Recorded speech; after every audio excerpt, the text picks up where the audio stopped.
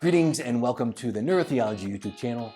In this episode, I will be talking about music and the brain using Dorothy Linthicum and Janice Hicks' book, Redeeming Dementia.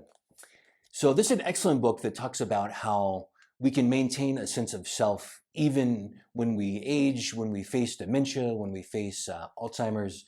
Many of us have family. We may be going through personally various stages of dementia. All of us, as we age, we face loss of memory, challenges, but this book really helps us connect with our sense of self and how our sense of self relates, especially with music. There are many other reasons to read it, but when I was a hospital chaplain, one of the years that I was a hospital chaplain, I worked on a unit where we had a lot of patients suffering from dementia. And something I learned is that I could sing with them, sometimes a favorite hymn, one of the top hits, something from their youth, but singing with them, and especially in this book, Janice Hicks and Dorothy Linthicum, they talk about how in Alzheimer's, that they've seen in this image I want to show here, that the area of the brain that connects to our long-term memory of music in Alzheimer's has a low to, if not no, loss of memory in brain scans. So even when we start to feel a loss of our memory, we can feel a loss of our sense of self, that music can help us reconnect. And if you have someone in your family that's suffering from dementia, and if any of us, as we age, if we feel disconnected from a sense of self, music can really engage us.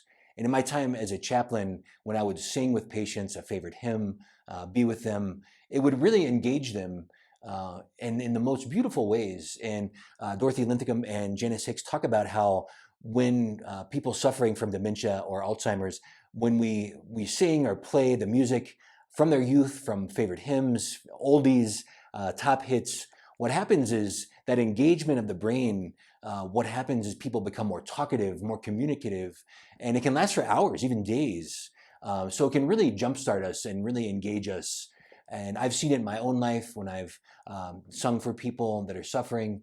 But also want to talk about how Lisa Miller, another neuroscientist, she talks about how when we relive an experience, like a peak experience with our brains, especially with like our mind's eye, when we relive that, what happens is our brain rewards us with a lot of the same neurochemicals as from when we actually first experienced that experience. So when we relive an experience, especially through music, we're going back to that music, to that memory in our brains and releasing a lot of those same neurochemicals, dopamine, we're releasing oxytocin, and it's really helping us engage in ways, and it's flooding us with these really feel-good, very healthy neurotransmitters.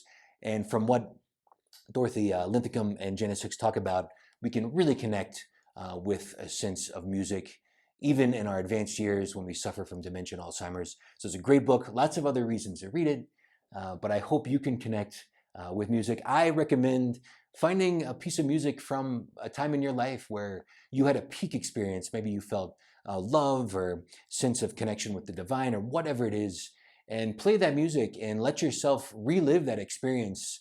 And then really look in your body, where are you feeling the joy of whatever that music is. And if you have any family that's suffering from dementia, try to sing for them or play their favorite music, because it's really going to help them connect and give them a lot of life. So thanks for being here.